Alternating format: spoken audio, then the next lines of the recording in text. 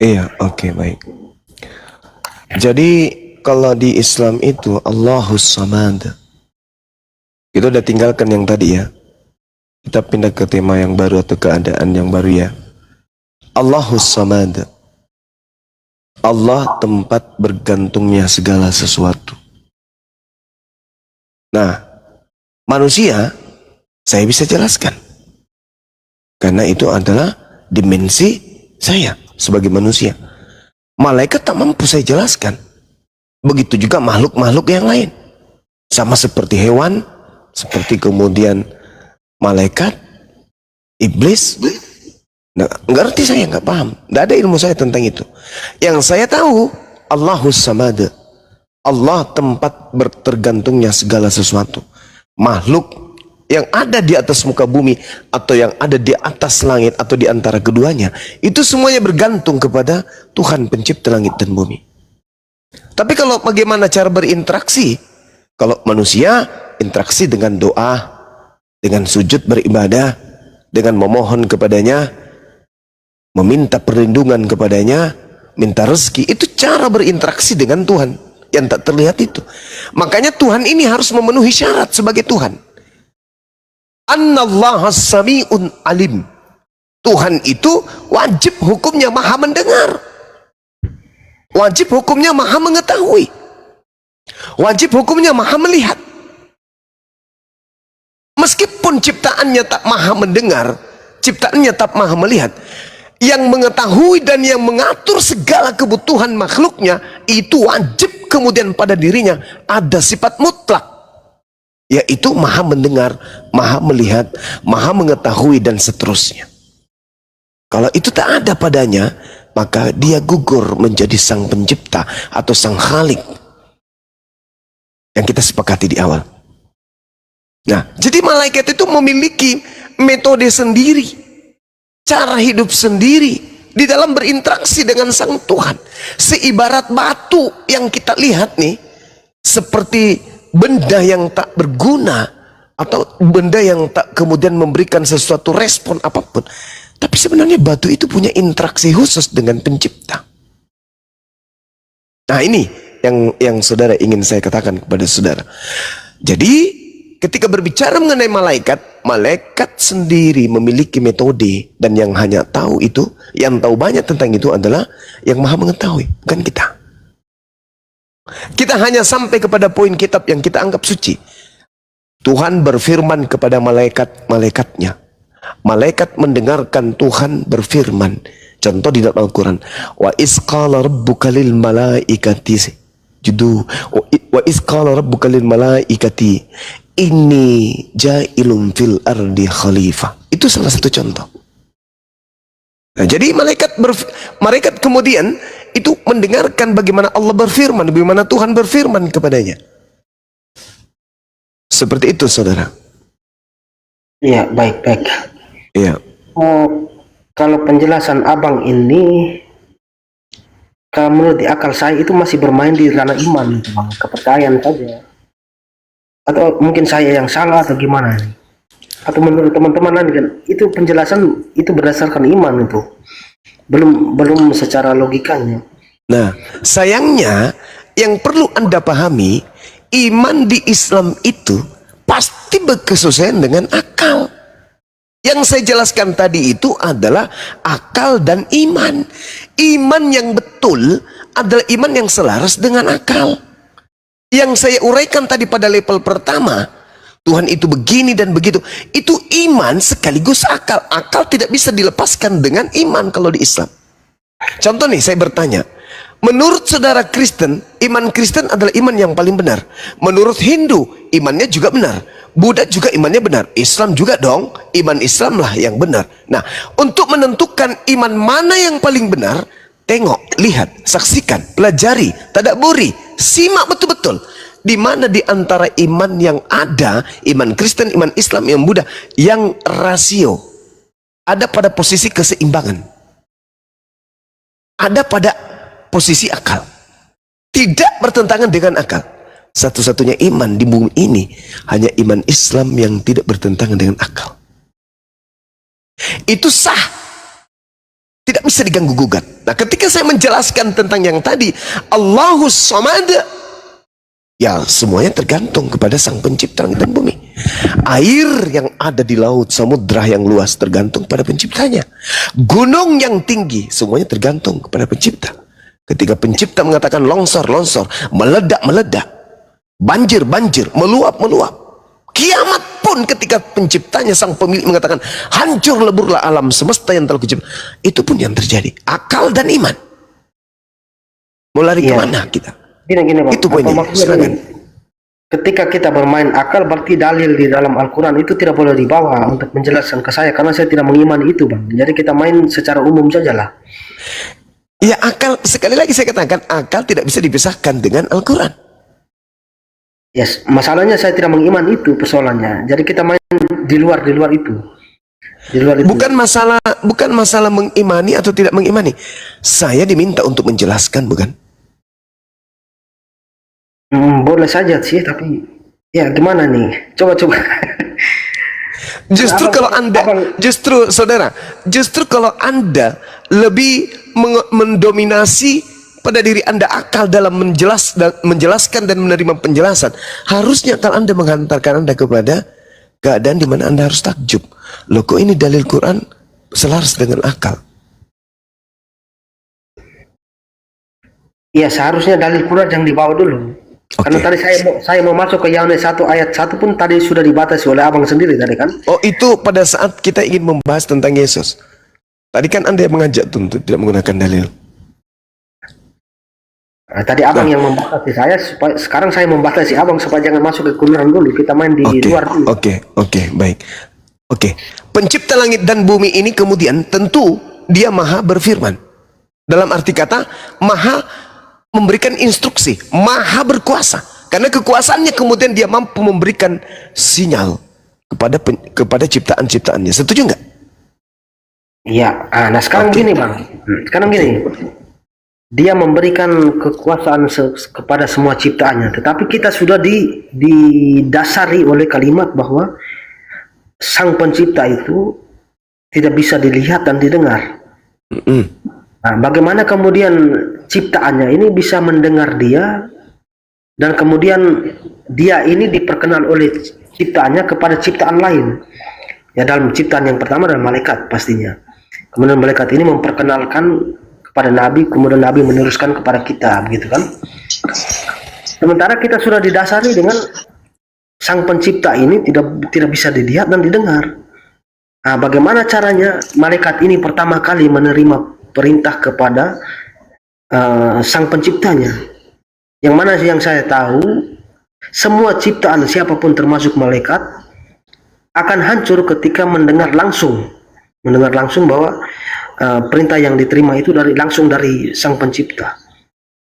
Yang saya tahu, setahu saya dalam Islam itu namanya tabir. Nah, kalau tidak salah. Tabir ini harus dibahas juga. Tabir ini apa? Karena malaikat tidak mungkin menerima langsung firman langsung dari Sang Pencipta itu. Harus ada tabirnya. Saudara, Anda tahu nggak air keras itu? Air keras, air raksa. Iya.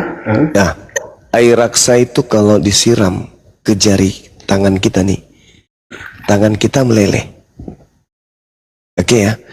Tapi masa rasa sama seperti air raksa tersebut juga disiramkan kepada botolnya nggak pecah. Padahal jenisnya sama, yaitu sama-sama air keras. Kenapa kemudian tangan manusia bisa hancur, sedangkan botol yang menampung air ini tidak hancur? Menandakan pemikiran kita kemudian sampai kepada titik bahwa dimensi satu bentuk atau satu wujud atau satu makhluk atau satu keadaan itu tidak sama semuanya. Jadi kalau misalnya kita mengatakan Tuhan tidak bisa dilihat, Tuhan tidak bisa didengar, itu oleh kita manusia. Hal itu kemudian tidak berlaku kepada makhluk yang lain.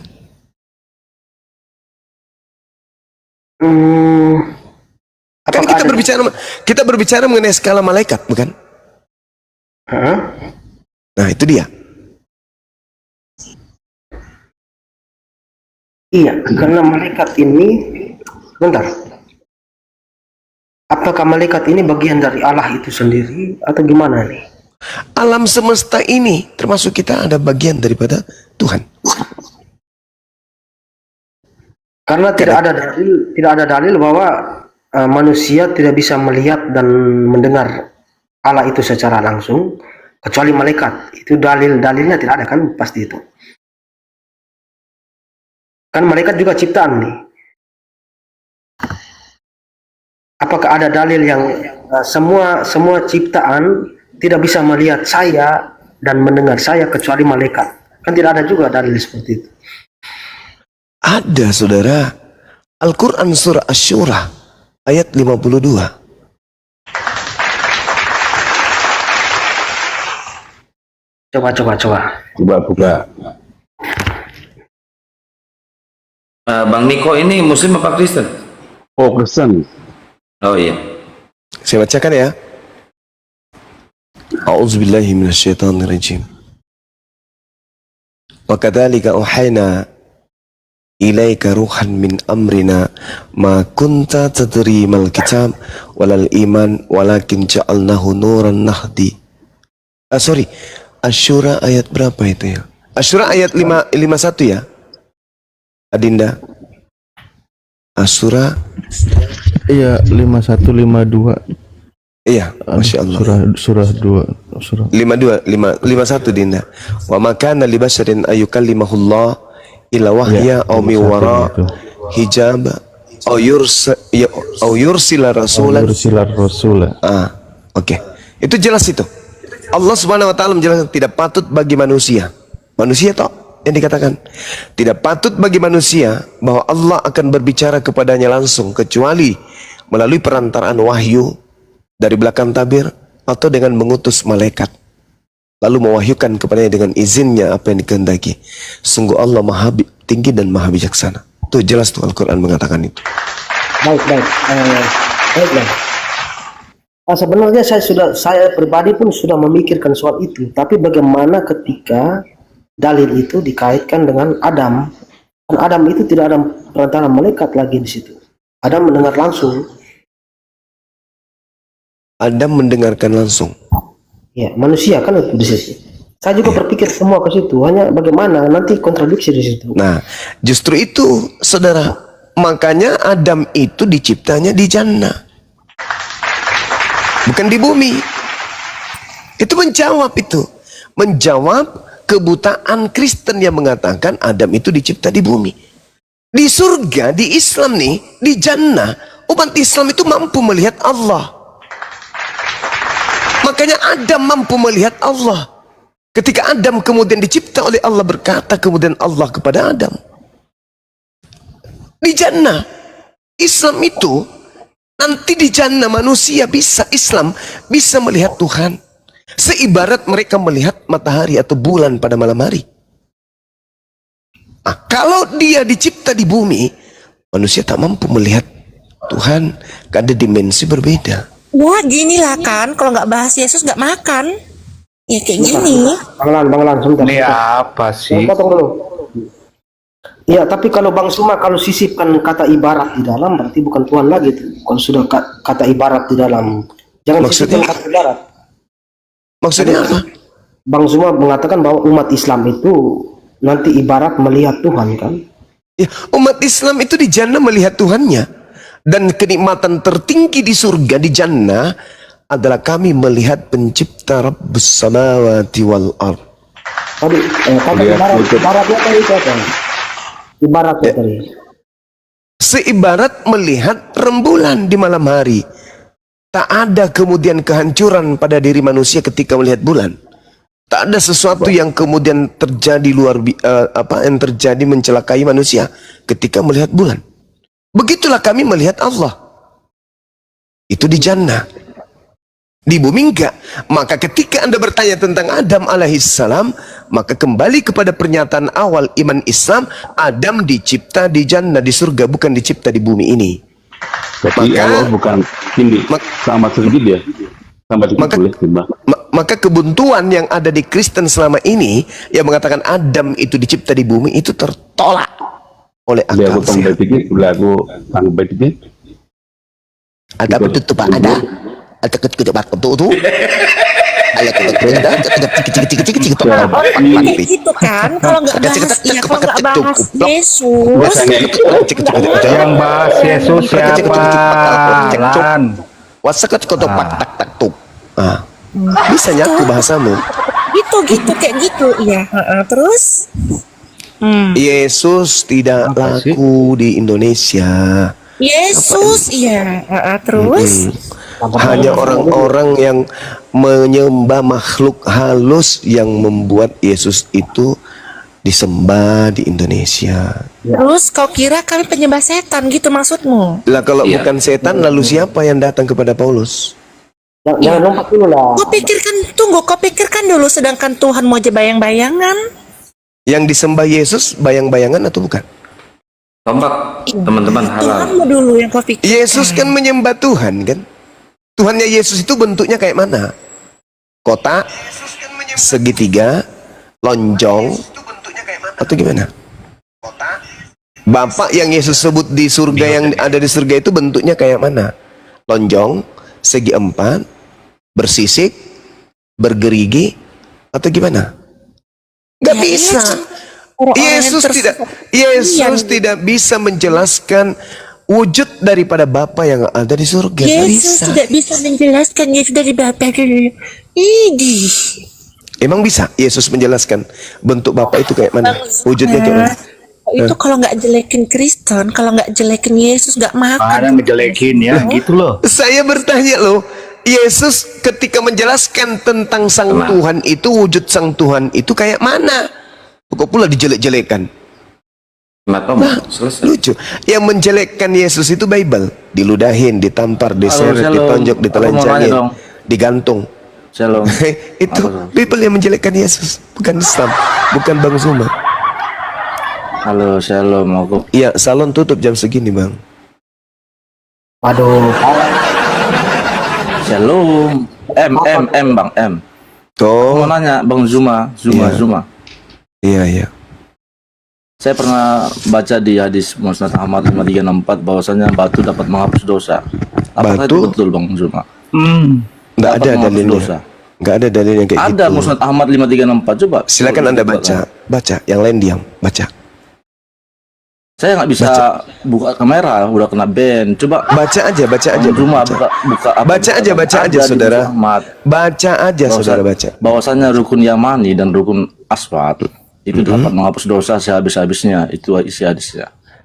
Dalilnya coba Anda bacakan ke saya. Musnad Ahmad 5364. Bacakan ke saya, Bang. Kan saya baca tadi. Enggak gitu bacanya, ya. Baca yang Nah, sempurna. coba gimana cara bacanya? Kan kau yang jago bahasa Arab. Anda yang bawa materi di sini. Ya udah saya kasih datanya. Jadi apa Ya, lagi? sekarang Anda baca. Bahwasanya rukun Yamani dan rukun Aswad itu dapat menghapus dosa sehabis-habisnya. Di mana dalilnya tuh? Musnad Ahmad 5364. Coba Anda bacakan. Tadi udah saya baca berkali-kali. Itu Anda baca singkatnya aja. Ya udah kau baca lengkapnya kan kau Ya, jago Anda bahasa baca, Arab. Anda yang bawa data kok. Ya kan tadi udah saya baca intinya kak. Loh, nggak bisa begitu cara belajar Islam itu nggak itu, Bang. Ya udah, Bukan kamu Bible baca itu. lengkapnya bang. Abang Ya, Anda yang baca. Baca lengkapnya. Anda yang Tadi baca. udah saya baca. Enggak baca, enggak baca lengkap. Ini kan bingung aku. Ya memang Main, bingung, teman-teman, di namanya bawah. ada Kristen. Langsung jawaban aja, Kristen Bang. otaknya cuman sebesar semut mau belajar hadis, kan udah, lucu. Kalau gitu saya minta jawaban. Saya Siap, kan teman-teman, udah kasih data. Kristen Musnad otak Ahmad cuman 5364. sebesar semut bahas hadis. Ya Allah ya Karim.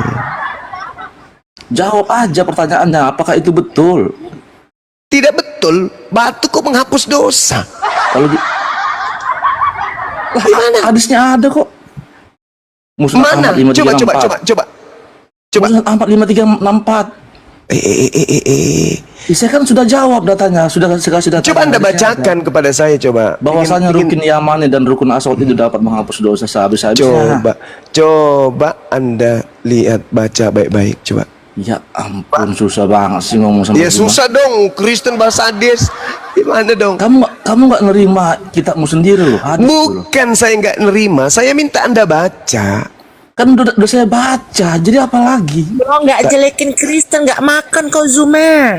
Ya? Kenapa jadinya? Kristen itu udah jelek dari asalnya. Tenang lagi. Kristen dari sana emang udah busuk, penyembah makhluk terkutuk.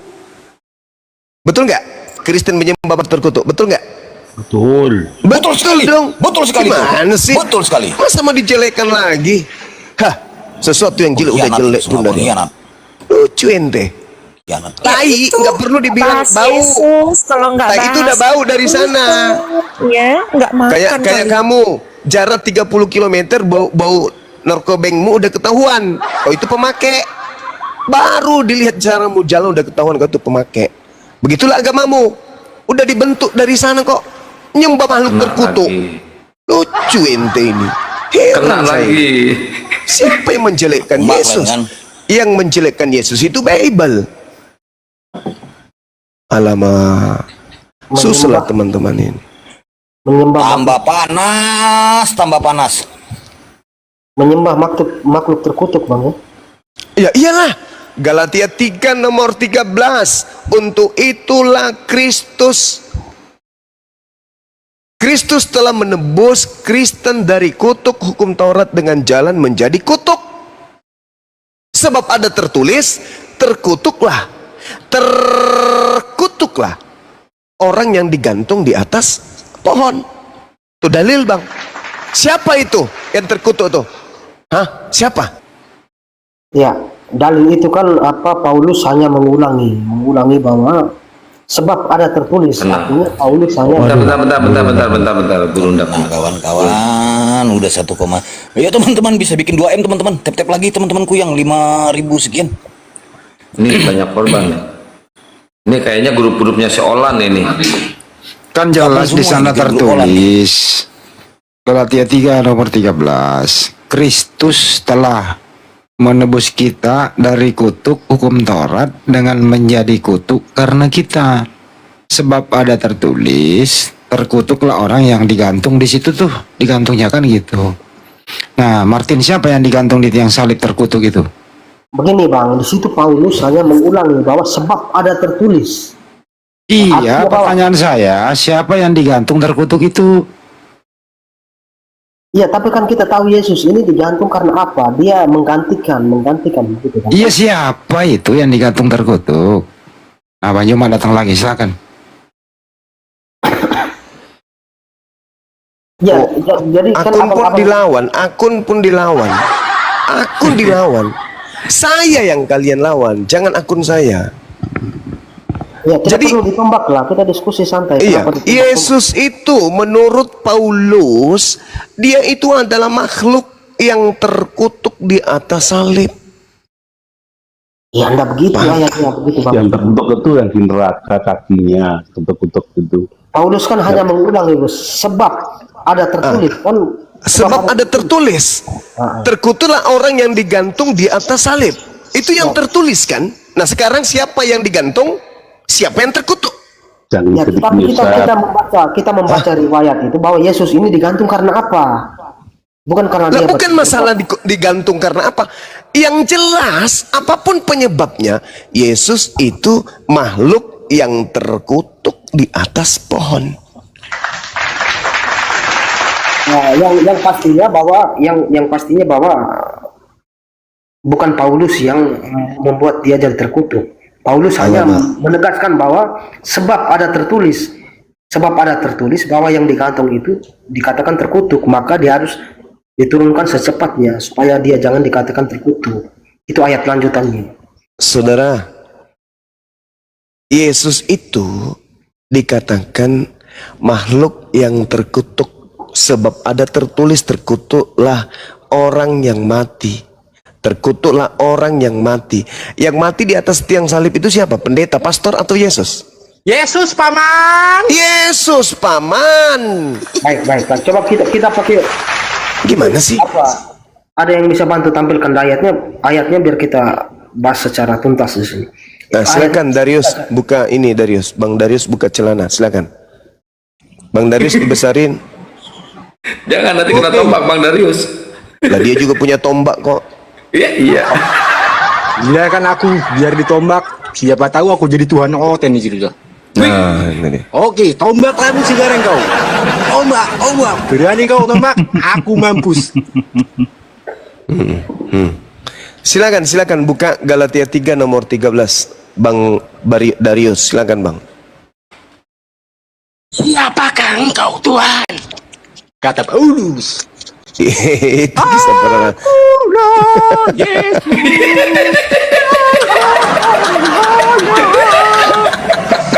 Mulai. Buka.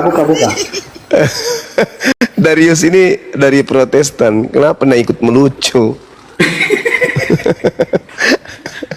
Ayo saudara Darius minta tolong buka Galatia 3 nomor 13. Siapa yang terkutuk di situ? Terkutuklah orang yang disalib. Siapa yang disalib? Yesus paman. Nah, siapa yang terkutuk? Yesus.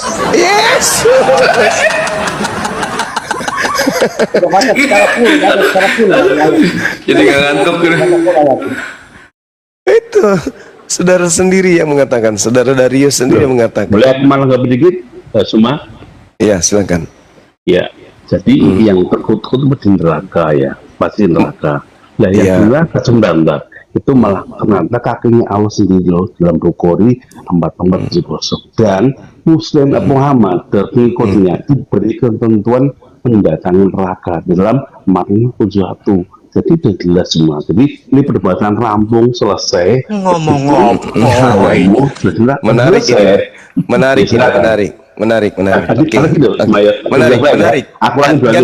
Gantian kita. Oke, jadi pertama Allah kaget di neraka dalam Ya, gantian.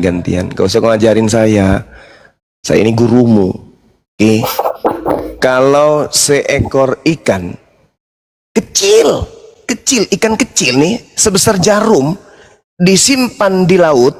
Sebentar. Sabar dulu. Saudara Tuyul. Muhammad dan pengikutnya. Diam dulu saudara. Diam dulu ya. Seekor ikan kecil yang tak berdaya. Kamu danang.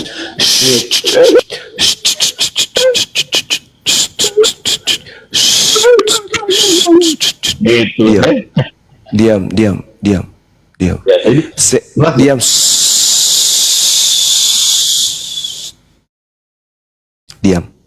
Mati kau kan. Nah, dengarkan saudara-saudara. Untuk membantah subhat manusia tak berotak seperti tadi, kaki Allah, kekuasaan Allah yang kemudian ada pada neraka. Ikan kecil nih sebesar jarum disimpan di laut. Ikan yang tak ada daya sama sekali disimpan di laut. Ikan yang tidak bisa koar-koar, tidak bisa menghina umat Islam, disimpan di laut, di samudra yang luas. Hidup gak? Hidup. Coba suruh Pak Bu. Hidup gak Bom? Hidup gak dia? Mati. Berarti ikan Suara Bang Juma nggak ada, putus-putus. Putus-putus. Jadi ketika kemudian Pak Bom yang begitu besar disimpan di laut, dia akan mati. Kenapa? Karena Pak Bom tidak cocok hidup di laut, bukan tempatnya. Ikan yang begitu kecil taruh di laut, hidup bahkan bertumbuh dan berkembang biak karena memang habitatnya. Begitu juga sebaliknya. Suruh ikan yang paling besar di laut taruh di darat, mati karena bukan tempatnya, bukan habitatnya. Berlaku ndak itu bagi Allah? Allah kemudian menempati tahtanya misalnya di laut, atau dia di daratan, atau dia dimanapun. Berlaku nggak hal seperti itu sifat makhluk pada Allah? Tidak. Jadi neraka bagi Allah bukan seperti neraka bagi Kristen. Neraka itu tempatnya Kristen dibakar. Neraka bagi Allah hanya satu dari makhluk ciptaannya saja. Alamak, bahlulnya penyembah orang ini. Sederhana itu. Nah, ketika Anda mengatakan umat Islam masuk ke dalam neraka, ini tak kasih dalil ya. Di dalam kitabnya orang Yahudi. Bagaimana kemudian Nabi Daud alaihi salam meminta dan memohon kemudian untuk sama seperti Al-Quran surah Maryam ayat 71 ayat 72. Ini tak bocorin kepada penghujat-penghujat penista-penista Al-Quran surah Maryam ayat 71. Mazmur 66 nomor 12. Engkau telah membiarkan orang-orang melintasi kepala kami. Kami telah menempuh api. Kami telah menempuh api. Kami telah menempuh api. Tetapi engkau telah mengeluarkan kami dari api sehingga kami bebas. Tuh, ada di dalam kitabnya orang Yahudi terkait surat Maryam ayat 71. Yudas 1 nomor 23. Coba diplototin. Selamatkanlah mereka dengan jalan merampas mereka dari api. Tetapi tunjukkanlah belas kasihan yang disertai ketakutan kepada orang-orang lain juga. Dan bencilah pakaian mereka yang dicemarkan oleh keinginan-keinginan dosa. Selamatkanlah mereka dari jalan dengan cara merampas mereka dari kobaran api. Markus 9 nomor 49. Semua orang Kristen akan digarami dengan api neraka. Dalil. Mulai. Dalil itu. Mana ada itu di situ? Baca saudara, baca. Markus 9:49, Anda baca. Baca. Semua orang Kristen akan digarami dengan api neraka. Baca.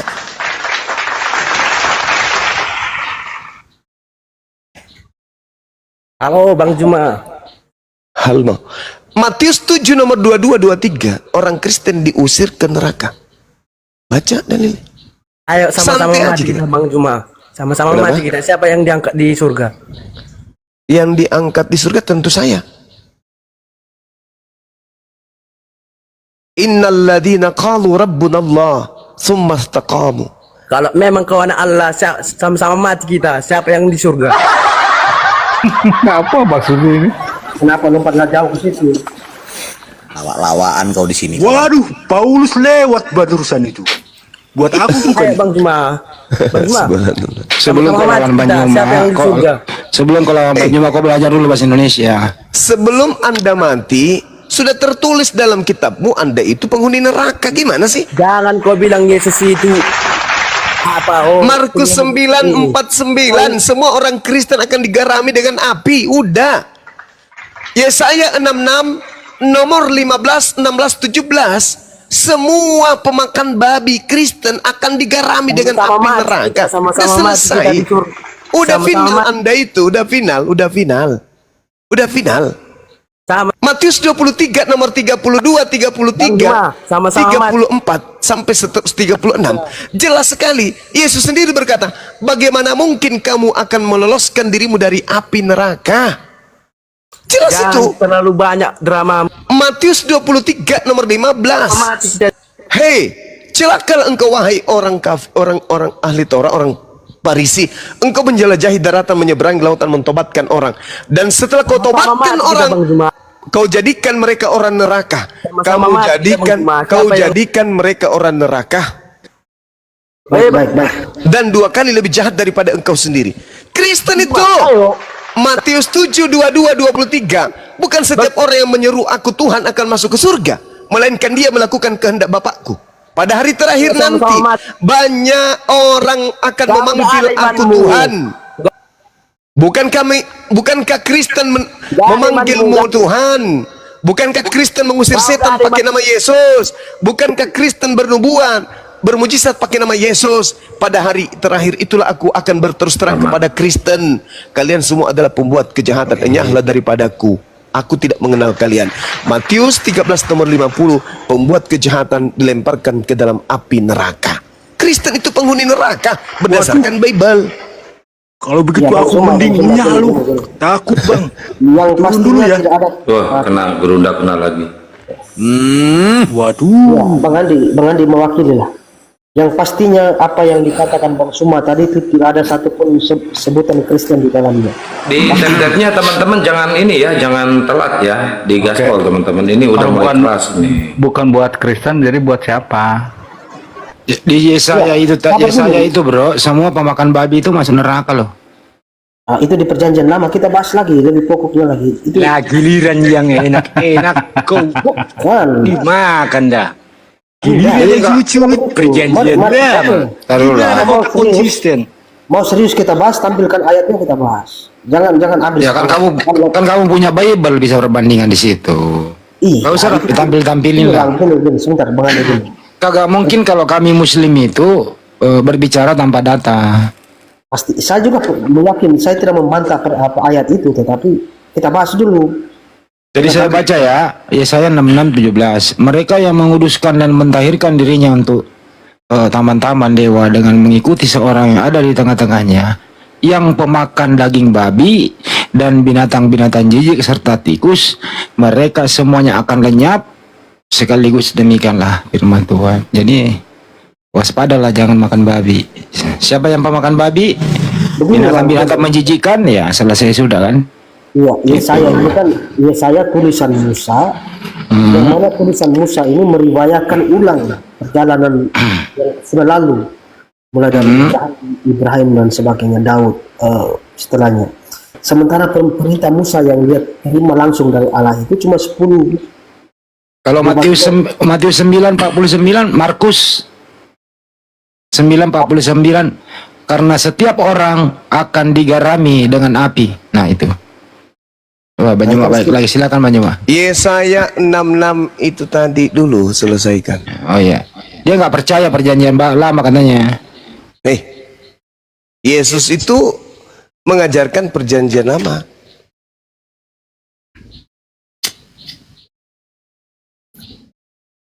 Setiap orang yang makan babi itu kasih uni.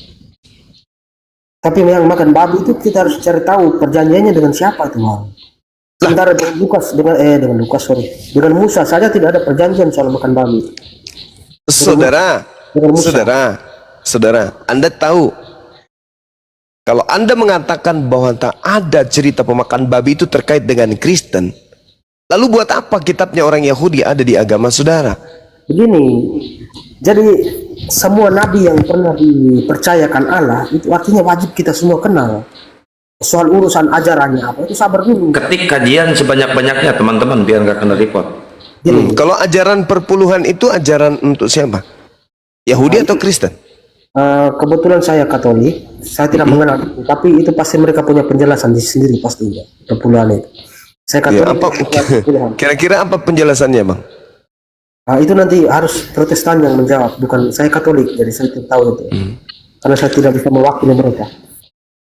Jadi menurut saudara Tuhan membolehkan makan babi? Ya nanti kita lihat ayatnya, itu perjanjian dengan Abraham setahu saya. Sunnah termasuk Ibrahim. Berarti Tuhan punya perjanjian dengan Kristen? Perjanjian dengan Kristen. Tuhan tidak mengenal Kristen. Begini maksudnya. Barusan apa? Tin, gimana Tin? Tuhan tidak mengenal. Lemas aku langsung, Bang. Tuhan tidak mengenal Kristen. Oke, apa Tuhan mengenal Katolik? Langsung ditertawain, apa maksud saya harus didengarkan dulu dong. Jadi Tuhan itu tidak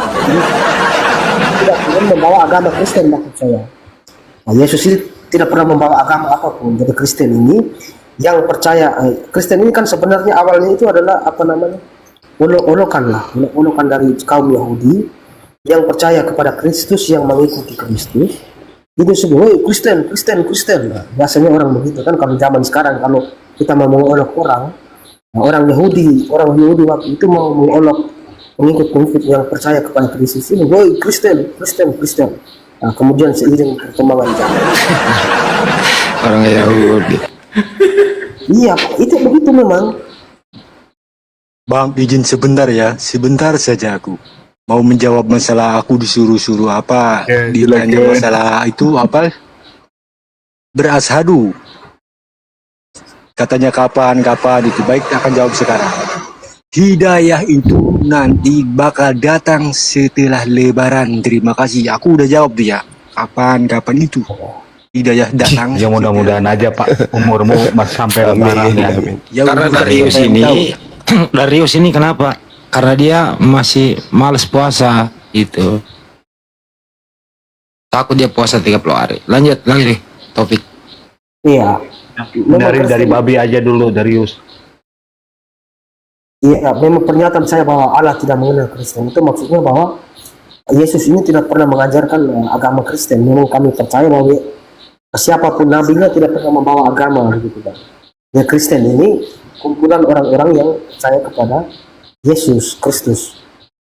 Nah, kemudian berdasarkan yang saya tahu itu bahwa Kristen ini awalnya dari seperti sebuah olok-olokan. Macam orang-orang dulu kalau zaman sekarang kan kita kalau mengolok orang, woi Kristen, woi pengikut Kristus. Awalnya Kristus. Nah, kemudian Sekarang Kristus yang dimaksud itu siapa, Bang? ya Yesus pastinya. Wah, bukan. Kan ada juga Kristus palsu, kata Yesus. Waspadalah kepada Yesus palsu yang mengaku akulah Kristus. Baik. Oke, kalau mau kita bahas itu silakan. Yang bisa bantu tampilkan ayatnya. Percaya enggak bahwa menurut Yesus akan ada Kristus palsu? Percaya pastinya, tetapi siapa dulu tujuan? Siapa dulu? Nah, oke. Kristus palsu itu menyesatkan banyak orang. Percaya? Boleh. Percaya pasti. Oke, sekarang mana banyak orang yang disesatkan oleh Kristus palsu itu? Ya, makanya tampilkan ayatnya supaya kita bahas, Bang. Kan ada dua Kristus tuh. Kristus asli, Kristus palsu. Kristus asli Yesus. Oke, pengikutnya Bani Israel. Nah, ada lagi Kristus yang datang kepada Kristen, pengikutnya Kristen. Sekarang pertanyaan saya, orang banyak yang disesatkan Kristus palsu itu mana? Orang banyak. Harus pakai dalil Bang. Harus tampilkan Matius 24 nomor 4 dan nomor 5.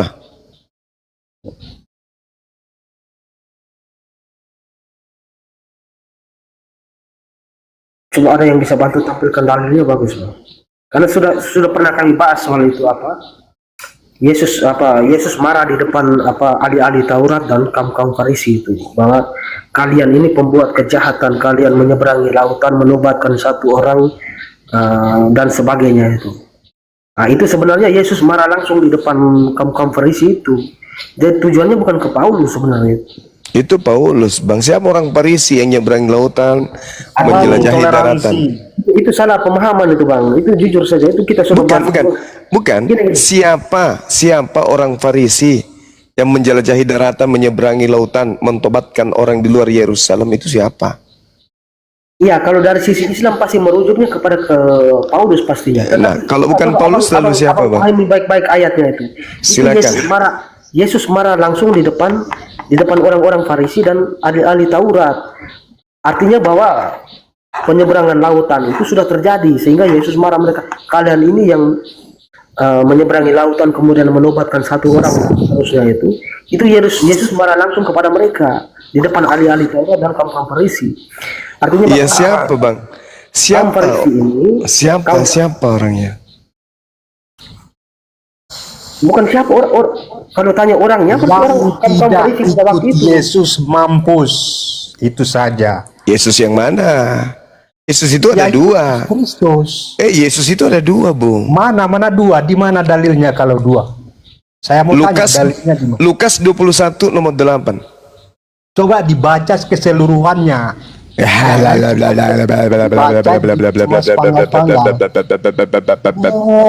Waspadalah kepada penyesat yang datang kepadamu dengan memakai nama Yesus. Menyesatkan. Saya baca dalil loh. Lukas 21 nomor 8. Coba dilihat, mana dalilnya? Coba dibuka. Lukas 21 nomor 8. Waspadalah kepada penyesat yang datang kepadamu dengan memakai nama Yesus dan berkata, akulah Yesus. Ayat yang nabi-nabi palsu ngaku-ngaku. Jadi kan sudah terbukti. Nabi palsunya itu mengaku Yesus, pengajak Mesias palsu. Alamak, lucu orang ini. Lukas 21 nomor 8. Waspadalah kepada penyesat yang datang kepadamu dengan memakai nama Yesus dan berkata, akulah Yesus. Waktunya sudah dekat, jangan kau percaya. Mana akulah dalilnya, Yesus. Mana dalilnya? Coba dibuka. Lukas 21 nomor 8. Buroncong. Ditunjukkan. Nenekmu kiper, siapa pula kau? Udah aku sebutkan pula. Tinggal kau lihat aja di situ di Bibelmu. Jangan-jangan kau nggak punya Bibel. Ya, kami punya Bibel semua dibaca. Ya sudah kau baca, Paman. Lukas 21 nomor 8. Kalau mau belajar itu jangan gengsi. Bukan gengsi, kamu yang nggak pernah baca Al-Quran. Mati Misha. Kita ngebahas itu masalah kitab itu sudah keseluruhannya itu. Iya, kau baca coba Lukas 21 nomor 8. Mampus kalian kalau itu. Yesus yang mana? Yesus yang mana dulu? Yesus Kristus, Yesus kami. Hei, Yesus anak Maria mengaku, aku diutus hanya kepada domba yang sesat dari umat Israel. Paham kau? Sedangkan Yesus yang datang kepada Paulus itu mengaku dirinya diutus untuk seluruh umat manusia. Itu berbeda, itu Yesus yang lain. Ya, dia kan diturunkan di apa ya? Firman Tuhan itu diturunkan. Firman Tuhan diturunkan apa pula? Ngomong aja belepotan. Saudara, kalau mau belajar jangan gengsi. Firman Tuhan. Bilang aja Bang Suma, jangan pungut perpuluhan, ajarin saya ya Bible. Tak ajarin, Bung. Tak ajarin.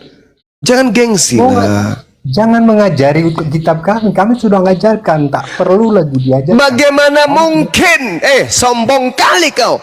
Justru di situ yang bertanya di mana dalilnya. Karena Anda nggak tahu. Makanya aku tunjukkan. Lukas 21 nomor 8, kawan. Kamu tunjukkan karena kamu nggak paham, kamu nggak ngerti, saya. Astagfirullahaladzim, ya Allah ya Karim. Justru karena saya paham, makanya saya tahu. Anda bagaimana mau tahu? Masih tolak semua Yesus Kristus. Yang saya tolak itu adalah Yesus yang datang kepada kalian. Itu bukan Yesus anak Maria. Itu Yesus palsu. Tuh, jawabnya. Waspadalah supaya kamu jangan disesatkan. Oke. Sebab banyak orang akan datang dengan memakai namaku dan berkata akulah dia, dan saatnya sudah dekat, jangan kamu mengikuti mereka. Penyesatnya datang dengan memakai nama siapa? Jawab. Baik. Sekarang Bang Ali. Penyesatnya datang dengan memakai nama siapa? Yesus, nama Yesus. Saya ulang. Penyesatnya datang dengan memakai nama siapa? Baik. Bang Alif, nama Yesus, Paman. Nama Yesus. Jangan bergeser. Yang datang kepada Nabi Muhammad pernah nggak ngaku Yesus? Enggak. Yang datang kepada Paulus ngaku Yesus nggak? Ngaku. Baik. Bang Alif, tolong tahan ayatnya. Sekarang kita fokus ke ayat 8 ini. Jawabnya, waspadalah supaya kamu jangan disesatkan. Sebab banyak orang akan datang memakai namaku dan berkata akulah dia. Dan saatnya sudah dekat, janganlah kamu mengikuti mereka. Nah, sekarang di mana dalil Paulus ini mengaku sebagai Yesus? Bukan Yesusnya, bukan Paulusnya yang mengaku, penyesatnya mengaku Yesus. Berarti cahaya yang ditemui Paulus. Yes, itu mulai pintar. Bagus. Baik. Sekarang coba buka dalil yang pertemuan Paulus dengan cahaya. Kisah Para Rasul 9 atau Kisah Para Rasul 22. Silakan.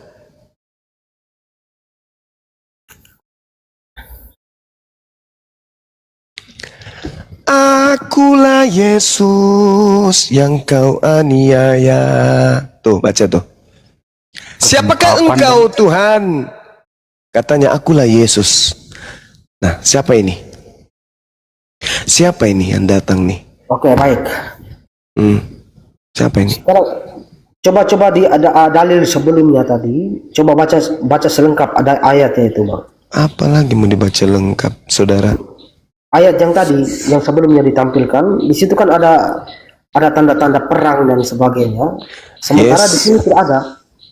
Di sini cahaya itu tidak memberikan tanda-tanda perang dan sebagainya. Itu tidak ada. Hei, dengarkan, Bung. Pada saat kemudian ini belum terjadi, oke? Perang huru-hara itu lebih dulu kemudian terjadi. Dengarkan, ketika yang dimaksud di dalam pengakuan Yesus, sebelum itu terjadi huru-hara bla bla bla bla dan seterusnya. Apa kata Yesus di data nomor 12-nya di Lukas 21 tadi? Lukas 12-nya di data 12-nya apa dikatai oleh Yesus di sana? Namun sebelum itu terjadi, kamu terlebih dahulu ditangkap, dianiaya, disesat. Coba baca nomor 12-nya, Dinda. Tuh. Apa itu? Tetapi sebelum penyesat itu datang, terlebih dahulu kamu ditangkap, dianiaya, kamu akan diserahkan ke rumah-rumah ibadat dan penjara-penjara, dan kamu akan dihadapkan kepada raja-raja dan penguasa-penguasa oleh karena namaku. Setelah ini Paulus lakukan, Paulus kemudian apa? Mengaku bertemu dengan Yesus, sang penyesat itu.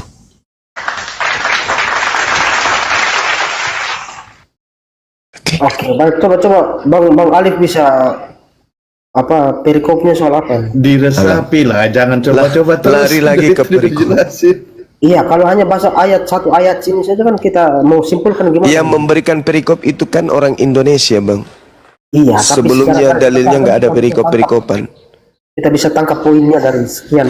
Sekarang pertanyaannya gini aja. Siapa yang pernah melakukan penangkapan penganiayaan terhadap murid Yesus? Itu aja dulu poinnya. Selain Paulus pasti ada juga. Siapa? Tidak dituliskan. Kenapa yang ditulis Anda tidak percaya? Ya memang tidak dituliskan. Ya kenapa Anda mencari yang tidak tertulis sementara yang tertulis Anda ingkari? Ya tapi coba kembali fokus ke sini dulu. Ayat 12 ini mau lari kemana? Saya udah katakan kepada saudara di dalam Kisah Para Rasul 22 nomor 4, dan aku telah menganiaya pengikut-pengikut Tuhan sampai mereka mati, laki-laki dan perempuan kutangkap dan kuserahkan ke dalam penjara. Itu pengakuan Paulus. Ya, tapi kalau ambil satu ayat begini, bagaimana saya mau bisa bernarasi kan? Tidak jelas nih ayat ini kepada siapa. Kita harus baca satu perikopnya. Nomor 8-nya, waspadalah kepada penyesat yang datang kepadamu dengan memakai nama Yesus dan berkata akulah Yesus, waktunya sudah dekat, jangan kau percaya. Tetapi sebelum semuanya itu, kamu akan ditangkap terlebih dahulu, dianiaya, diserahkan ke rumah ibadat, di penjara-penjara. Secara sistematis dalilnya jelas pun. Begini Bang, di atas coba baca ayat sebelumnya, ada penyakit sampar, kelaparan, dan itu kita mau kaitkan dengan Paulus ini gimana ceritanya? Makanya harus baca selengkapnya dulu. Ini memang terjadi sebelum penyakit sampar terjadi, sebelum kemudian orang menempa kelaparan dan seterusnya. Ingat saudara, ingat. Sebelum itu semua terjadi, terlebih dahulu murid-murid Yesusnya ini teraniaya dan seterusnya. Apa yang terjadi setelahnya kemudian? Aduh, Bang Alif itu ayat surat apa itu? Sebelum terjadi orang perang, penyakit sampar, setelah kemudian Kristen ini, penyesat ini sudah memiliki pengikut, benar enggak di tengah-tengah Yerusalem itu ada penganiayaan dari pihak Katolik? Kutanya dulu saudara. Taurat dibakar habis, siapa yang membaca Taurat dibunuh, benar enggak terjadi setelah Paulus mengaku bertemu dengan Yesus? Terjadi nggak, Bung? Sabar dulu Bang, itu saya tidak bisa memberikan narasi. Loh, tidak bisa. Ayat ini Dengarkan, gimana, ayat? dengarkan. Romawi menguasai keadaan di Yerusalem. Apakah Romawi kemudian menghancurkan Yerusalem pada saat itu? Enggak. Bahkan Pilatus tidak mau menghukum Yesus, kan? Tapi setelah Paulus menjadi paus di Roma, Yerusalem babak belur, hancur lebur. Peperangan terjadi di mana-mana, penindasan terjadi di mana-mana. Tanda-tanda yang dahsyat terjadi kemudian di tengah-tengah Yerusalem oleh orang-orang yang mengaku sebagai pengikut Yesus melalui tangan Paulus. Terjadi nggak itu? Pembantaian kepada orang Yahudi. Terjadi nggak? Jadi paman, Terjadi ratusan tahun. Ratusan tahun. Sampai kepada sahabat Rasulullah berhasil mengusir orang-orang Roma dari Yerusalem. Itu fakta. Bahasnya per ayat lah Bang. Lah, tadi katanya satu perikop, sekarang per ayat. Saudara tidak akan pernah bisa lari kemana-mana. Saya menjelaskan secara sistematis loh, padahal Yesus mengatakan waspadalah kepada penyesat yang datang kepadamu dengan memakai nama Yesus dan berkata, akulah dia, waktunya sudah dekat, jangan kau percaya. Akan terjadi perang di mana-mana, penyakit sampar, kelaparan, bla bla bla bla bla bla bla, titik. Namun sebelum itu semua terjadi, terlebih dahulu kamu ditangkap, kamu disesah, kamu dipenjarakan, dan seterusnya. Setelah itu terjadi, Paulus berjaya. Baca Matius 12 nomor 43 sampai nomor 45. Baca tuh. Ketika ada orang bertobat, keluar roh jahat pada dirinya. Roh jahatnya keluar, berjalan ke padang pasir, ke padang yang tandus, mencari pemberhentian, tapi tidak menemukan pemberhentian. Maka roh jahat itu kembali kepada orang yang bertobat tadi. Setelah dia datang kepada orang yang bertobat tadi, bersih, tersapu bersih, dia keluar memanggil 7 roh jahat bersama dengan dirinya, masuk kembali kepada Paulus. 8 roh jahat masuk ke dalam Paulus, lalu Paulus kemudian jauh lebih jahat daripada sebelum ia bertobat. Apa kata Yesus?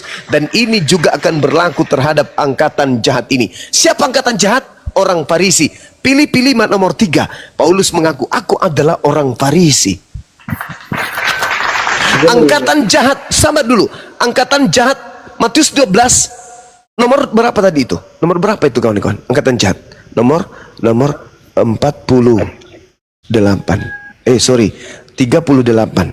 sampai nomor 40. Angkatan jahat ini minta satu tanda, dan tidak akan diberikan satu tanda kecuali tanda Yunus. Sebab 3 hari 3 malam dalam perut bumi, demikian juga anak manusia 3 hari 3 malam di perut bumi. Perut ikan, begitu juga anak manusia dalam perut bumi. 3 hari 3 malam. Bangkit pada hari ketiga itu adalah simbol angkatan jahat. Paulus ajarkan nggak? Paulus ajarkan nggak simbol angkatan jahat ini? Ajarkan. Makanya orang Kristen percaya kebangkitan pada hari ketiga, padahal kebangkitan hari ketiga adalah tanda untuk orang jahat. Matius 12 nomor 38 sampai nomor 40. Ya, anda bisa begitu lah diskusinya. Harus satu-satu bahasnya. Lalu loncat ke Lukas 21. Waspadalah kepada penyesat yang datang kepadamu dan memakai namaku dan berkata, akulah dia, waktunya sudah dekat, jangan kau percaya. Akan terjadi bla bla. Namun sebelum itu terjadi, terlebih dahulu kamu disesah bla bla bla bla bla. Nah, siapa yang menyiksa dan menyesah kemudian murid-murid Yesus? Paulus. Setelah itu Paulus bertobat, kan? Setelah Paulus bertobat, apa yang diajarkan kemudian? Apakah kebaikan? Enggak.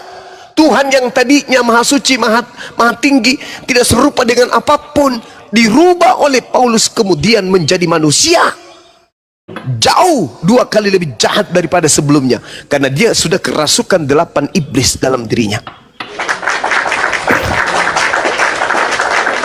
Coba, dari mana Paulus mendapatkan bisikan kalau hukum Taurat itu adalah kutuk? Dari mana Paulus mendapatkan bisikan kalau dengan mengatakan bahwa hukum Tuhan yang datang kepada Bani Israel itu adalah skubalon, tinja, sampah? Dari mana Paulus mendapatkan ilmu-ilmu itu? Untuk itulah Yesus mati agar dia bangkit menjadi Tuhan bagi orang yang mati maupun orang yang hidup. Dari mana Paulus mendapatkan ilmu-ilmu itu? Dari mana? Ya dari makhluk itu tadi yang datang kepadanya, yang bukan Yesus tapi ngaku Yesus. Waspadalah kepada penyesat yang datang kepadamu dengan memakai nama Yesus dan berkata, akulah Yesus. Siapakah engkau? Akulah Yesus yang kau niaya. Yesus sudah mengatakan jangan kau percaya. Waduh, itu harus dibahas satu-satu bang, tidak bisa dicomot-comot begitu ayatnya. Nah, silakan Anda memulai. Kita sudah Silakan Anda memulai. Dari mana Anda ingin membuktikan? Akarnya adalah Anda harus mengakui dulu bahwa Yesus mengatakan akan muncul penyesat alias planos, iblis yang datang dengan memakai nama Yesus. Anda akui dulu itu. Ya pastinya, tapi harus dibaca Nah, sekarang tolong tunjukkan di mana pernah datang penyesat memakai nama Yesus. Akulah Yesus. Selain yang datang kepada Ananias, Paulus, penulis Matius, dan juga kepada penulis Wahyu. Tolong tunjukkan di mana itu ada orang mengaku Yesus. Baik. Ingat Bung, ingat saudara, ini saya kasih gratis ilmunya. Galatia 1 Anda baca nomor 12, nomor 11, nomor 12. Aku menerima Injil bukan dari manusia. Yesus mengajarkan Injil sebagai manusia. Oke? Yesus mengatakan dirinya sebagai manusia. Paulus mengaku menerima Injil bukan dari manusia. Berarti bukan dari Yesus. 2 Yohanes 1 nomor 7. Siapakah penyesat itu? Bukankah dia yang pergi ke seluruh dunia yang tidak mengaku Yesus Kristus datang sebagai manusia? Siapakah antikristus itu? Yang tidak mengaku Yesus datang sebagai manusia. Wahai Paulus, ya paman, yang datang kepadamu manusia atau bukan? Galatia 1 nomor 12. Paulus mengatakan bukan. Tapi siapa? Yesus Kristus. Halo, 2 Yohanes 1 nomor 7. Barang siapa yang berkata Yesus Kristus datang bukan sebagai manusia, maka dia adalah penyesat. Dia adalah iblis. Baik. Sekarang tapi faktanya bahwa semua Kristen di seluruh dunia mengaku itu Yesus datang sebagai manusia. Tidak ada satupun yang tidak itu bang. Itu kebohongan dan kemunafikan. Anda ngerti tahu orang munafik? Lain di mulut, sabar. Lain di mulut, lain di perbuatan. Orang Kristen mengatakan Yesus itu datang sebagai manusia. Coba Anda lihat ke gereja. Siapa yang mereka sembah? Lain di mulut, lain di perbuatan. Itu munafik. Makanya Yesus berkata, waspadalah, celakalah engkau wahai orang Farisi, ahli Taurat, wahai orang munafik. Lain di mulut, lain di perbuatan. Anda mengatakan Yesus datang sebagai manusia. Hanya orang gila yang mau menyembah manusia. Yang Anda sembah manusia atau bukan? Yang kita sembah sesuai perintah Yesus, berdoalah. Yang Anda sembah manusia atau bukan? Yang kita sembah sesuai perintah Yesus. Saya tidak tanya itu Anda menyembah sesuai dengan perintah siapa. Yang saya tanya, yang Anda sembah manusia atau bukan?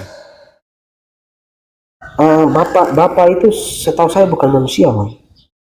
Yesus Anda tidak sembah? Tidak. Anda tidak tuhankan Yesus? Tidak. Lalu Yesus ini siapa menurut saudara? Yesus itu nabi. Boleh dikatakan nabi juga, utusan juga boleh. Berarti dia bukan Tuhan. Tuhan juga. Nah, tuh coba. Itu lihat. Ya. Coba lihat. Coba Dia lihat. manusia juga, Tuhan juga. Nah, itu coba lihat tuh. Sekarang coba Anda lihat tuh. Pembohong besar. Dia mengatakan Yesus itu adalah Tuhan dan manusia juga. Coba. Berarti saudara Salon menggabungkan antara Yesus yang asli dengan Yesus yang palsu. Yesus asli manusia, Yesus palsu Tuhan. Dia gabungkan menjadi satu. Palsu dari mana kau, itu asal congor kau gini. Coba kau tunjukkan kepada saya data di mana Yesus mengajarkan kalau dirinya itu adalah Tuhan. Di mana? Karena dia Allah itu sendiri. Coba berani kali kau mengatakan memang dia adalah Allah itu sendiri. Siapa yang ngajarin? Siapa yang ngajarin Anda seperti ini? Siapa yang ngajarin Anda kalau Yesus itu adalah Allah itu sendiri? Siapa yang ngajarin? Alkitab mengatakan itu sendiri. Alkitab. Yang mana yang Anda sebut itu, di mana tertulis bahwa Yesus itu adalah Allah itu sendiri? Mana? dalilnya? Mana? Mana? Susah kalau mau ngomong sama orang nggak pernah paham, susah. Udah, ini sudah, itu sudah tanda-tanda Anda mengalah. Udah, saya maklum. Saya nggak mengalah. Ya sudah, Sebab kau tunjukkan Tuhan di mana kami dalilnya. Yesus itu adalah Allah itu sendiri. Di mana dalilnya? Yesus itu adalah alat sendiri, firman Tuhan itu sendiri. Mana dalilnya? Firman menjadi manusia. Mana dalilnya? Inilah orang-orang yang harus diwaspadai. Siapakah penyesat itu? Bukankah dia yang pergi ke seluruh dunia yang tidak mengaku Yesus datang sebagai manusia? Dari mana kau bilang dia menyesat? Coba saya mau tanya. Yesus berkata, waspadalah kepada penyesat yang datang kepadamu dengan memakai nama Yesus. Dia mengajarkan bahwa siapa yang mengaku Yesus itu dia seorang manusia, dia itu orang bukan palsu. Sekarang pertanyaan saya, percaya tidak menurut Yesus akan datang Yesus palsu? Susah, nggak paham. Hancur pesenatelo. Mana yang hancur? Orang nggak pernah. Sekarang saya tanya, percaya tidak saudara Yesus berkata akan muncul Yesus palsu? Dia nggak pernah bilang kayak gitu. Yesus palsu nggak ada. Lukas 21 nomor 8 yang kubacakan tadi samamu, percaya. Saya lihat Lukas 21. Waspadalah kepada penyesat yang datang kepadamu dengan memakai nama. Ayat berapa? 8. Iya. Saya baca. Baca sekeras-kerasnya. Waspadalah supaya kamu jangan disesatkan, sebab banyak orang akan datang dengan memakai namaku. Ya iya. Perumpamaan supaya jangan ada yang menamakan nama-nama mengakui namanya. Berarti penyesatnya memakai nama siapa? Jangan salah memahami. Penyesatnya datang memakai nama siapa? Baca perikopnya, permulaan penderitaan. Bangsalom sebentar. Kamu nggak paham ayat ini. Itu ayat jelas banget kamu kok. mengikuti mereka yang mengaku Yesus. Penyesatnya datang dengan memakai nama siapa? Terus dia katakan di situ, janganlah kamu mengikuti mereka. Iya, mereka ini penyesat ini menggunakan nama siapa? Penyesat ini memakai nama siapa? Tidak ada nama Yesus di sini. Namaku.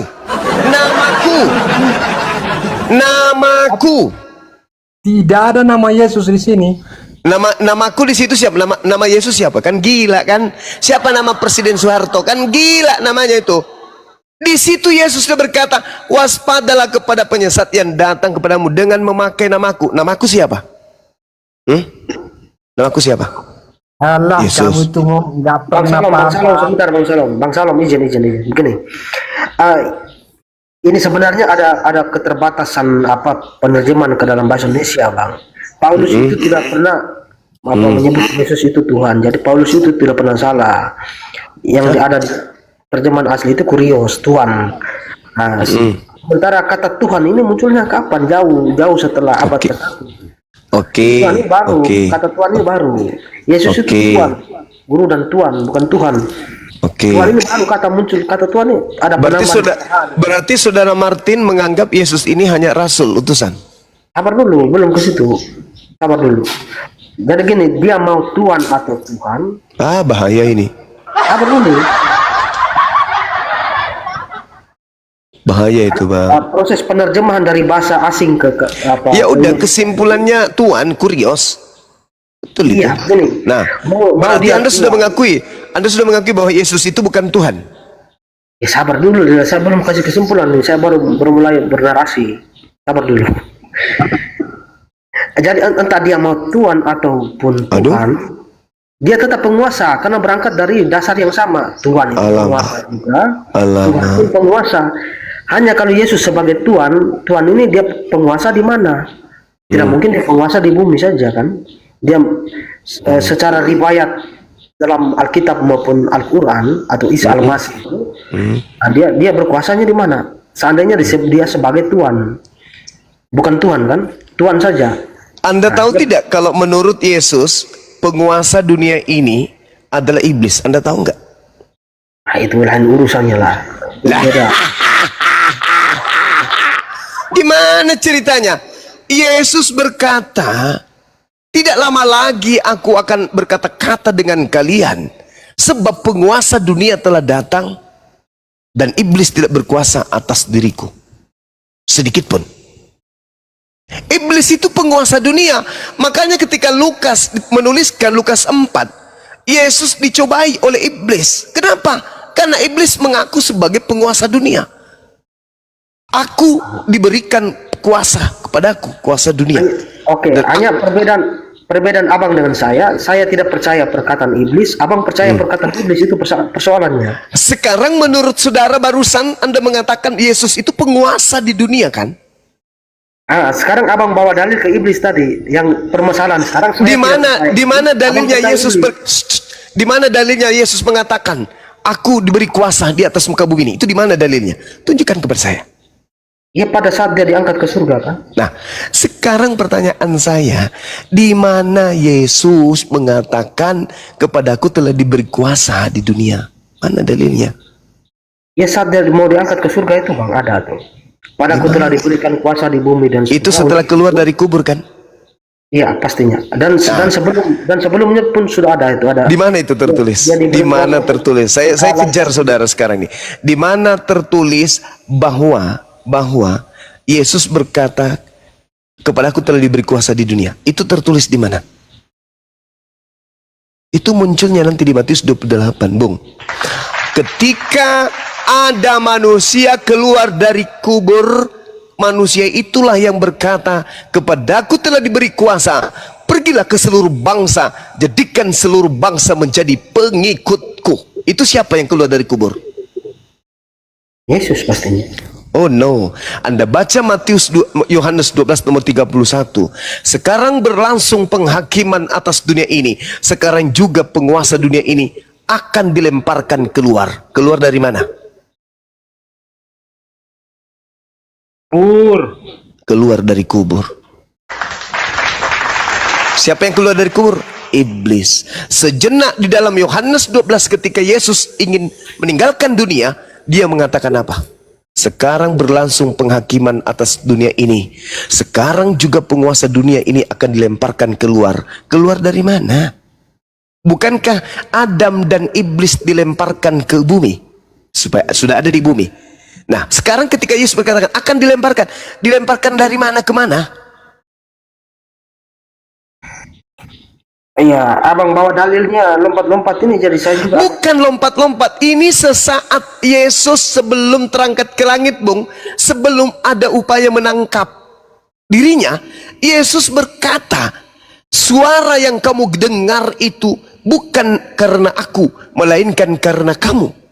Sekarang berlangsung penghakiman atas dunia ini. Sekarang juga penguasa dunia ini akan dilemparkan keluar. Keluar dari mana? Waduh.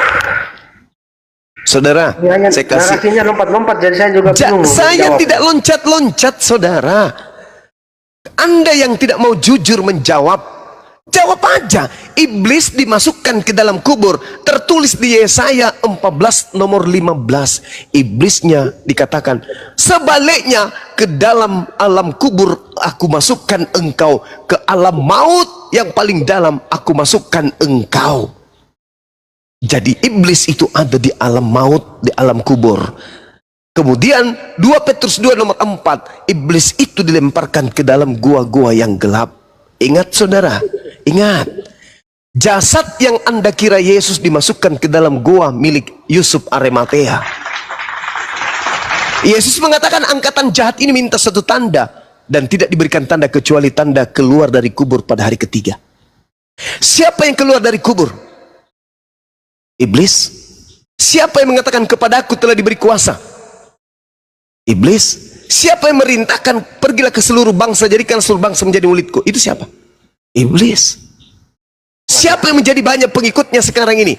Iblis.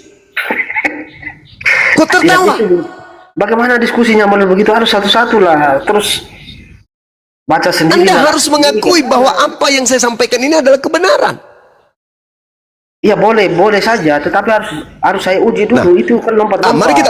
Mari kita uji, saudara. Mari kita uji. Mohon Anda gunakan akal sehat. Yesus di dalam Matius 15 nomor 24 mengaku, aku diutus hanya kepada domba yang sesat dari umat Israel. Matius 10 nomor 5 nomor 6, Yesus berpesan kepada ke-12 muridnya, jangan ke bangsa lain, tapi pergilah kepada dombaku yang hilang dari umat Israel. Itu pengakuan Yesus. Tolong tunjukkan di mana pengakuan Yesus sebelum ada orang keluar dari kubur bahwa dia diutus untuk seluruh bangsa. Tunjukkan. Ada dalilnya? Tak ada. Baik. Begini Bang. Silakan. Sepengetahuan saya, semua nabi tanpa terkecuali itu tidak usah pakai Ke Yesus aja dulu, Yesus itu barusan yang ditanya Bang Juma itu aja dulu fokus. semua Bang, semua tanpa terkecuali siapapun seorang nabi itu pasti akan diutus di suatu tempat saja. Nah, itu betul. Kemudian ajaran itu disebarkan oleh orang lain ke seluruh bangsa. Nggak bisa, nggak boleh. Yesus berpesan kepada ke-12 muridnya jangan ke bangsa lain, nggak boleh. Yesus loh, ini yang asli Yesusnya. Jangan ke bangsa lain, itu yang asli. Sekarang yang keluar dari kubur berbeda. Kepadaku telah diberi kuasa, baik di langit maupun di bumi. Pergilah, jadikanlah seluruh bangsa menjadi pengikutku. Itu siapa? Kok bertentangan dengan Yesus? Sedangkan Yesus berkata, waspadalah kepada Yesus palsu yang datang kepadamu dengan memakai namaku dan berkata, akulah Mesias. Dia akan menyesatkan banyak orang. Nah sekarang, mana Yesus yang mengikuti, yang memiliki pengikut banyak itu mana?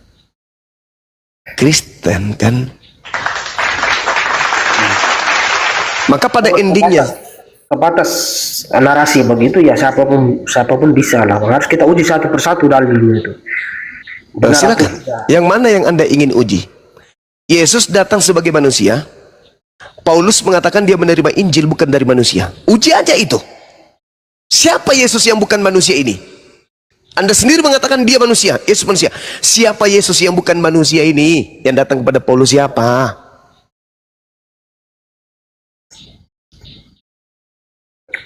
Iya, itu karena kami sudah bahas. Kami coba mempelajari juga Bang, walaupun. Oke saudara, thank you. Yesus dilahirkan manusia, Maria melahirkan manusia. Anda baca kemudian di dalam Lukas 2 nomor 11, pada hari ini telah lahir bagimu juru selamat, manusia yang diurapi Tuhan di kota Daud. Yang lahir manusia, Kristus. Kristus itu Mesias. Mesias itu manusia yang diurapi. Berarti yang lahir adalah manusia yang diurapi Tuhan di kota Daud. Yang lahir manusia loh. Pastinya, semua Kristen mengakui itu Bang. Yesus lahir sebagai manusia. Oke, Yesus lahir sebagai manusia. Yang datang kepada Paulus bukan manusia. Itu siapa? Itu setelah Yesus kembali ke surga. Dia Wow, berarti setelah dia keluar dari kubur, dia bukan lagi manusia kan? manusia. Loh, yang datang kepada Paulus bukan manusia, Bung. Ya itu setelah dia diangkat ke surga Bang. Berarti manusia tadi berubah menjadi bukan manusia. Ya sabar dulu. Ah, ini bahaya ini. Iblisnya kuat. Begini. Oke, sekarang kita bawa ke versi Islam bahwa dia ditidurkan di langit kan? Yes. Ya. Sekarang Itu di dia, Mazmur 91 pun ada. Iya, sekarang bisa saja kalau saya buat perbandingan Ya. berdasarkan narasi Abang tadi, setelah Yesus diangkat dagingnya kemana kan begitu? Yesus diangkat dagingnya. Yesus terangkat lengkap dengan jasadnya, Bung. Nah itu makanya saya buat perbandingan. Ketika dia terangkat, dia tetap manusia, Bung. Iya, makanya saya buat perbandingan. Yang datang kepada Paulus bukan manusia, Bung. Iya memang kalau Allah Tuhan itu datang kepada nabi-nabi sebelumnya dengan Kok jadi Tuhan Yesus ini? Yesus kan manusia. Kalau memang cara datangnya Tuhan sebelum Yesus kan begitu dengan cahaya yang terang. Lukas 10 nomor 18 Yesus sendiri berkata, aku melihat iblis jatuh dari langit ke bumi berupa cahaya. Yang datang kepada Paulus hanya berupa cahaya. Sedangkan dia melihat Allah dengan cahaya juga. Berarti yang mana yang benar? Oke, sekarang jangan tanya itu. Sekarang saya tanya sama saudara. Kisah Para Rasul 1 nomor 11. Malaikat berkata, Yesus yang kau lihat terangkat ke langit akan datang kedua kalinya, sama seperti engkau melihat terangkat ke langit. Yesus terangkat dengan jasad, datang kedua kalinya dengan jasad. Yesus berkata di dalam Matius 24 nomor 30, kedatanganku nanti sebagai anak manusia dan seluruh manusia di atas muka bumi akan datang meratap. Itu kedatanganku yang kedua. Matius 24 nomor 27, sama seperti cahaya yang terlontar dari timur sampai ke barat, demikianlah nanti anak manusia, yang datang anak manusia. Kata Yesus, jadi waspadalah kepada penyesat. Apabila ada orang berkata ada Yesus di sini, ada Yesus di sana, jangan kau percaya. Sebab Yesus palsu dan nabi palsu akan datang melakukan banyak mujizat dan sekiranya menyesatkan orang pilihan juga. Camkanlah, aku sudah mengatakannya terlebih dahulu kepadamu. Jadi ketika ada orang berkata ada Yesus di padang gurun, ada Yesus dalam bilik, jangan engkau percaya, sebab sama seperti cahaya bersinar dari timur sampai ke barat, demikianlah kelak kedatangan anak manusia yang kedua kalinya. Matius 24 nomor 23 sampai nomor 27. Jangan percaya kalau ada orang berkata ada Mesias di sini. Jangan percaya kalau ada berkata ada Yesus di sini. Itu kata Yesus. Datang Kristen percaya. Iya, baik. Nah, kesimpulan akhir, Bang. Yesus datang sebagai manusia untuk yang kedua kalinya. Dan malaikat pun mengatakan itu. Yesus pun mengatakan itu. Dua kekuatan mengatakan Yesus datang sebagai manusia. Sedangkan Paulus datang kepadanya makhluk aneh yang bukan manusia, tapi mengambil nama Yesus. Ingat pesan Yesus, waspadalah kepada iblis yang datang kepadamu dengan memakai nama Yesus dan berkata, akulah Kristus. Ingat Galatia 1 nomor 11-12, aku menerima Injil bukan dari manusia, tapi dari pernyataan Yesus Kristus. Sejak kapan Yesus bukan manusia? Dia duduk di samping kanan Bapa sebagai anak manusia. Dia datang kedua kalinya datang sebagai manusia. Dia menghakimi sebagai manusia. Sejak kapan dia berubah menjadi bukan manusia? Ya, ini Anda tidak perlu kemudian menanggapi saya. Silakan Anda renungkan. Di sini sudah mau hampir masuk waktu subuh. Anda tinggal renungkan saja. Saya sedikit pun tak menghujat, tak menistakan. Saya hanya membaca dalil sesuai dengan kitab suci saya. Wa iyad'una illa syaitanam marina. Yang Kristen sembah tak lain dan tak bukan adalah iblis yang durhaka, yang terkutuk. Demikian dari saya, saudara. Silakan Anda renungkan, silakan Anda pikirkan. Tidak ada paksaan dalam belajar. Belajarlah, semakin belajar Anda akan sampai kepada kebenaran itu. Saya kira begitu sahabat-sahabat sekalian. Terima kasih atas waktu yang diberikan kepada saya. Mudah-mudahan edukasi yang saya berikan ini bisa memberikan tambahan ilmu kepada saya pribadi dan juga kepada teman-teman yang mendengarkan. Terakhir saya minta kepada sahabat-sahabat untuk rajin mensubscribe channel para apologet Islam Indonesia, Zulkifli Babas Official, Handi Selebes Channel, Alif Channel, siapa lagi, Pera Istar Channel, Muslimah Channel dan seterusnya. Silakan. Mudah-mudahan kita bisa bersama untuk berlomba mencari amal jariah melalui dakwah apologet ini. Demikian, subhanakallahumma bihamdi asyhadu an la ilaha illa anta astaghfiruka wa atubu ilaik. Salam tauhid, salam satu Tuhan, jayalah Islamku, jayalah Indonesiaku. Assalamualaikum warahmatullahi wabarakatuh. Waalaikumsalam warahmatullahi wabarakatuh. Mantap. Wabarakatuh. Terima kasih Bang Martin, Anda berdiskusi dengan sangat baik, Masya Allah. Silakan.